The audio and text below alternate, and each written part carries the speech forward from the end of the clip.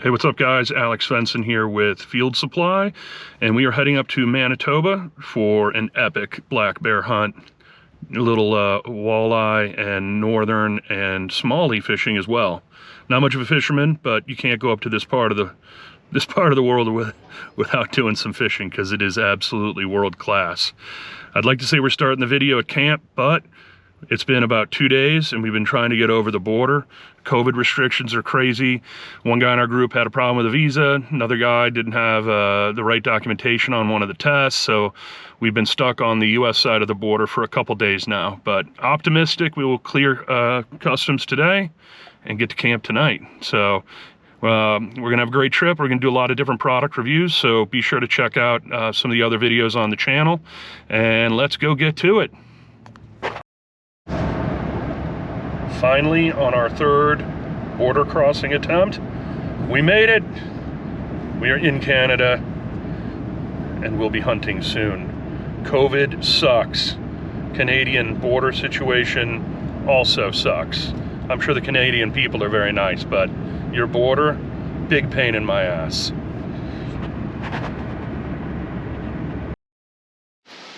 So, first evening sit. Game time. Let's see if we can't get us on some bears.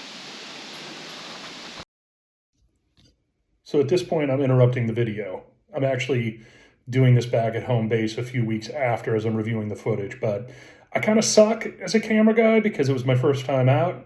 I just joined Field Supply, was heading up north, and next thing I know, a GoPro kit lands at my doorstep. So, never used a GoPro. Loved it, by the way.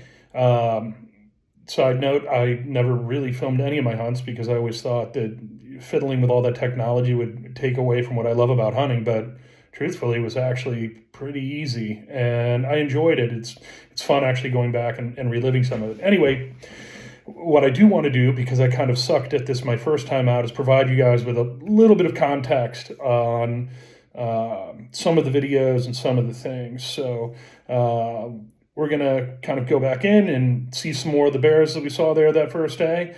But I definitely want to kind of provide a little context on some of the things you're going to be seeing as the videos kind of continue to go.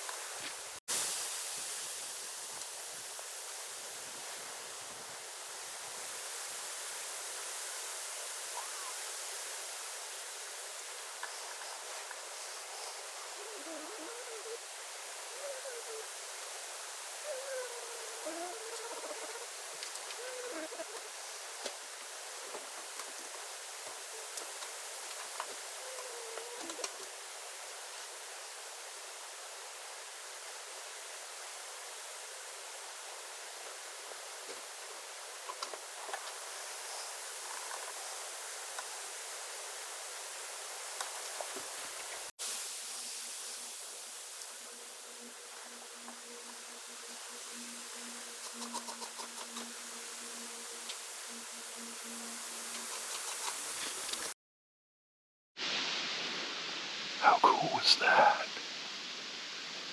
So, didn't see a shooter in there that I wanted, but great to see some action, some activity, and we've still got some daylight left, so let's see what's going to go down.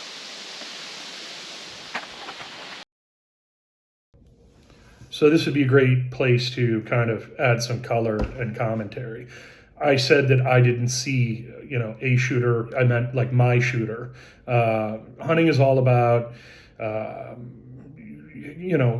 everybody's just got a different kind of maybe it could be a trophy or meat or, something that they're after. For me, I really wanted a Canadian Manitoba color face bear, being a chocolate or a cinnamon or, something cool. And frankly, that was the first bear I saw. It came in after 30 minutes. And so for you bear hunters out there, you probably saw that big boar come in and it just was like, what the fuck is wrong with you? What do you mean there wasn't a shooter? That thing was a shooter. And he was a great shooter. If I was just out to shoot a big bear, he would have been a wonderful trophy. But again, that's hunting, and that's not what I was kind of out for. And I'm not out there just to shoot whatever walks in on the bait. I'm out there to, enjoy myself and hopefully do something new and obviously eat a great bear. And he probably would have been a good eater.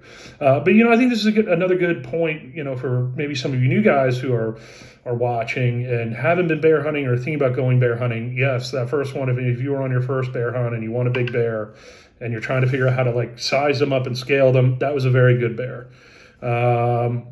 Bears are very difficult to gender on the foot or on the hoof, especially this time of year. You're kind of late season, which is a great time to hunt because they're fattening up, ready to hibernate.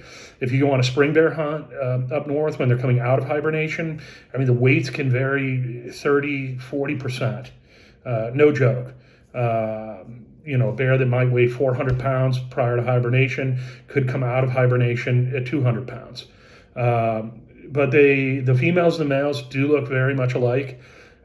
I'm a big deer hunter and hunt a lot of different things. And usually when it comes down to gendering an animal on the hoof like that, you can tell a lot by the behavior. Bears are a very different animal because actually the sows can be a lot more aggressive, and the boars rather can be a little bit more skittish around the sows because nothing is more dangerous than mama bear around her cubs, right? And that is the truth.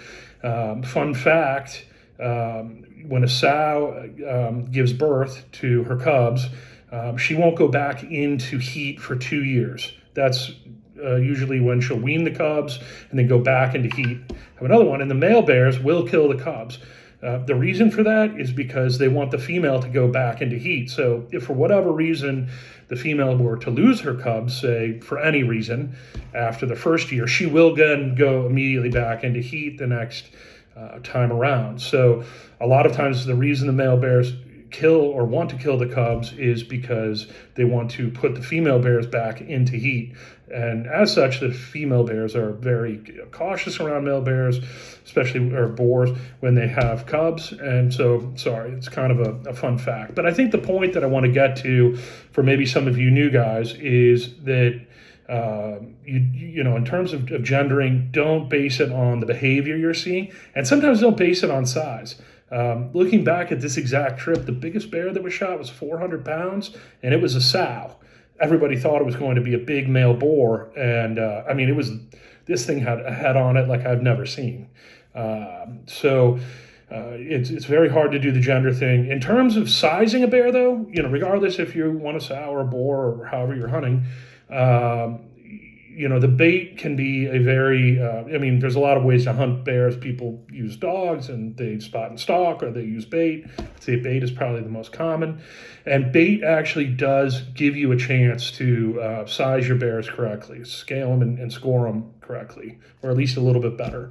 On that topic, you see the bait barrel that is there, and that's that area that had been baited for a while, and that's where I was wanting to hunt. The barrel can be a great frame of reference for you when you want to size your bear.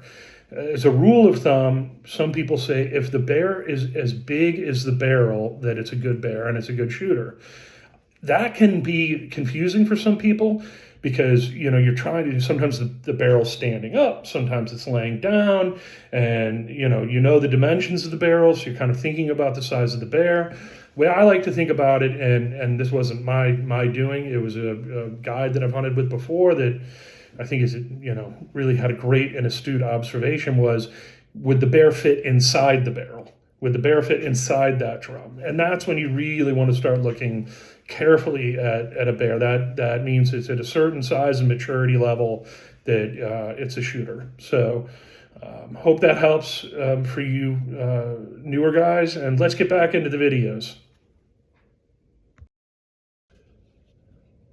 I know, don't be pissed, I'm back again. But as I'm editing this, I just realized that the next video we're rolling into is actually day 3. Day 2, I did not get any footage. I was having some issues with the camera, but no one missed anything. I sat in the stand all day, saw nothing, which was a real kick in the balls, given how big that boar was on day 1. I was like, holy shit, I blew it. We got stuck at the border for a few days. We've got less hunting time. It was a great boar. You pass on because you didn't want to be that asshole that shot the first bear in the first 15 minutes and the first thing you saw. No.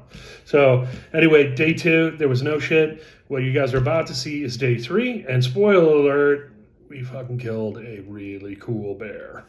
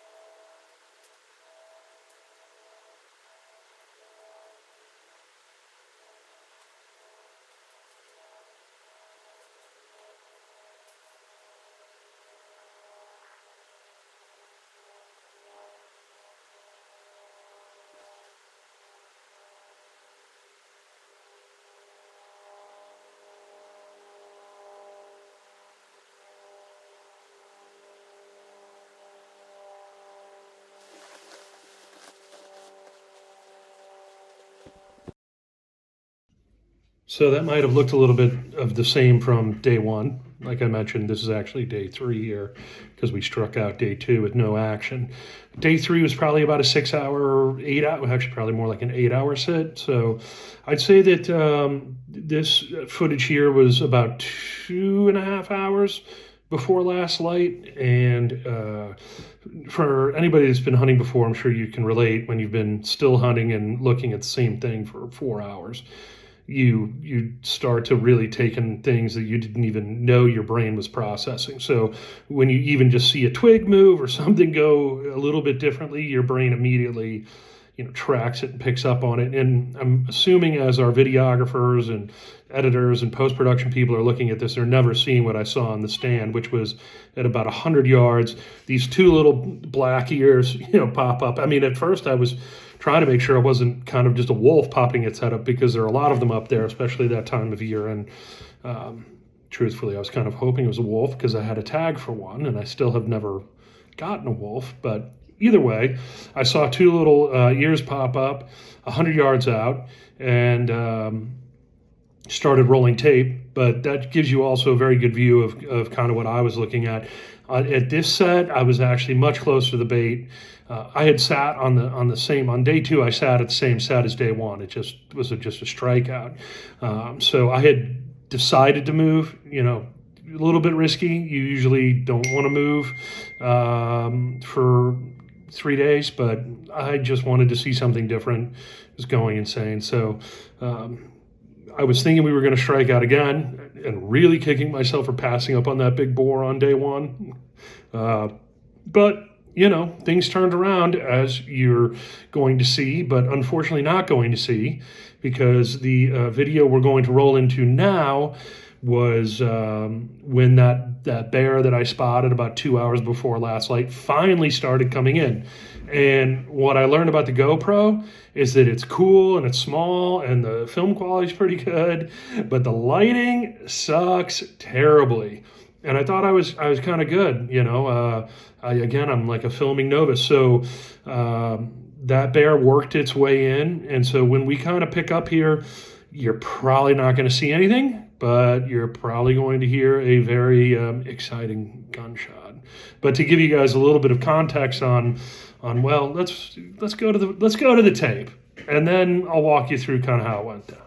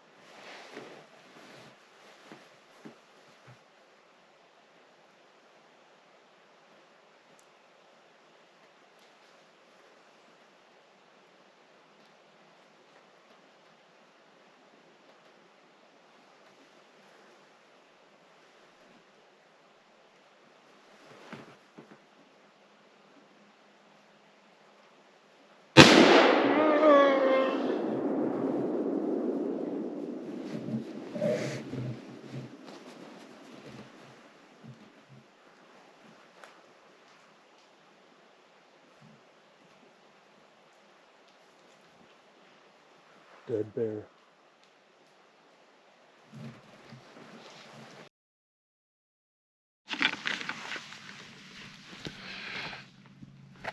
All right, we got a bear down.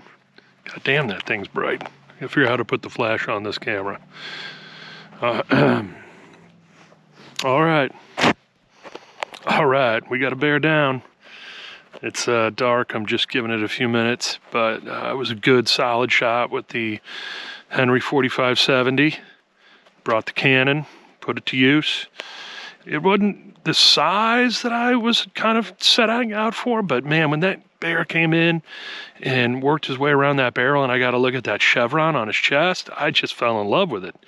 When I rose up there for a second, he kind of got a little spooked and ran off, which hearing kind of the thundering footsteps of him running, I think also kind of got me pretty stoked. So when he came back and gave me a nice kind of broadside there, just couldn't resist. So bear down, day 2. Can't wait to get back to camp, get myself a nice shot of whiskey to celebrate, and still got 3 days left in Canada. So, all right.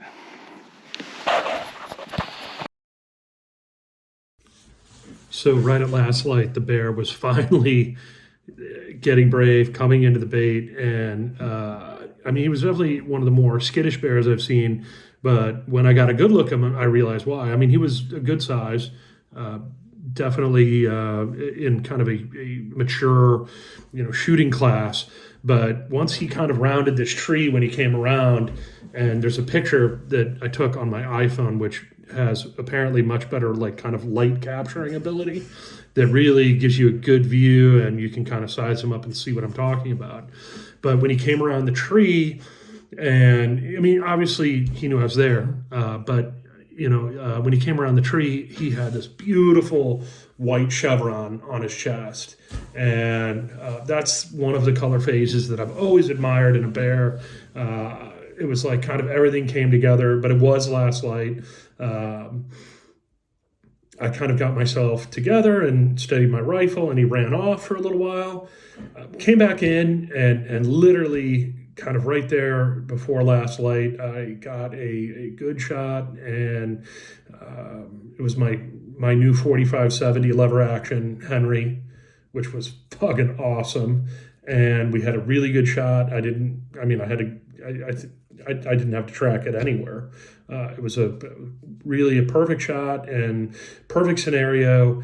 Felt very confident there at last light. You've always got to be careful when you're hunting and planning to shoot at last light, because you don't want to wound anything. You want to be an ethical hunter. You don't want to chase things into the woods. And so I gave it a lot of thought. Loved the bear, but I honestly, when he wandered off, I thought, well, that's it, because he won't come back in before last light. Legally, that's past shooting hours, and I won't be able to shoot. And on top of that, if I don't have a good shot, I'm not going to take any chances and, make a bad shot. So anyway, it went great. It was an awesome bear. I'm sure hopefully our video people are putting a picture of this fucking awesome bear up there, and maybe some of the stuff expo facto. I see here that this is the last video I shot from the trip. It was epic. I was with another buddy.